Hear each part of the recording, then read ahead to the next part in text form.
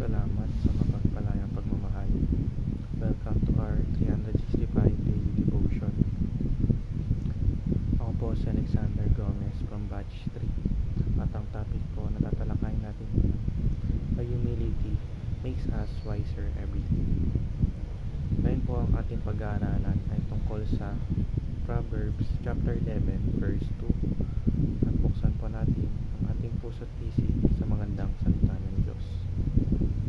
Sinasabi dito na, when pride comes, then comes disgrace, but with humility comes the wisdom. Or sa Tagalog, kahihiyan ang laging dulot ng kapalaluan, ngunit pagpapakumbabay nagbubunga ng karunungan. Sinasabi sa verse na kapag dumating ang pride o pinairal natin ang pride, maaari lang natin itong ikapahamak at walang magandang dulot ito sa atin. Sa kabilang banda, kung tayo ay magkakaroon ng humility at magpapakumbaba, ay bibigyan tayo ng Diyos ng wisdom. Teaching number 1, pride leads to disgrace. Ang pagmamataas ay nakakahiya. It's a shame na isa kang prideful person dahil ang taong pagmataas ay walang magandang napapala.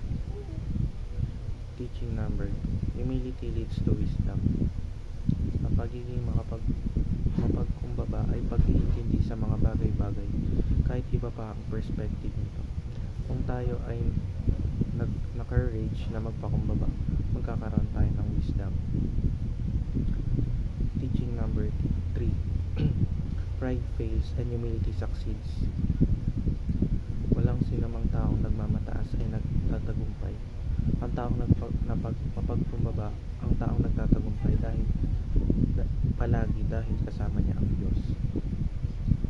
Application number 1, avoid pride as it leads to disgrace. Huwag tayong magpakamataas dahil walang magandang itudulot ito, kundi kahihiyan sa atin. Kung patuloy tayong magmamataas, ay tuturuan tayo ng leksyon ng Diyos at siya mismo ang magbababa sa atin upang tayo ay matuto. Application number 2, be humble as it leads to wisdom. Maging magpakumbaba tayo and let us seek into humility upang magkaroon tayo ng wisdom. Wisdom is so powerful dahil ito ang hindi kayang kunin sa iyo ng sinaman. Application number 3, keep on improving as it leads to success. Huwag tayong matakot tumanggap ng mga criticism at suggestion ng iba dahil ito ang magiging reason para mag-improve tayo. Magpakumbaba tayo upang ang Diyos ang magtaas sa atin. Ipagkatiwala natin sa Kanya ang lahat and He will lead us to the right path. Yun lamang po ang aking devotion. Maraming salamat.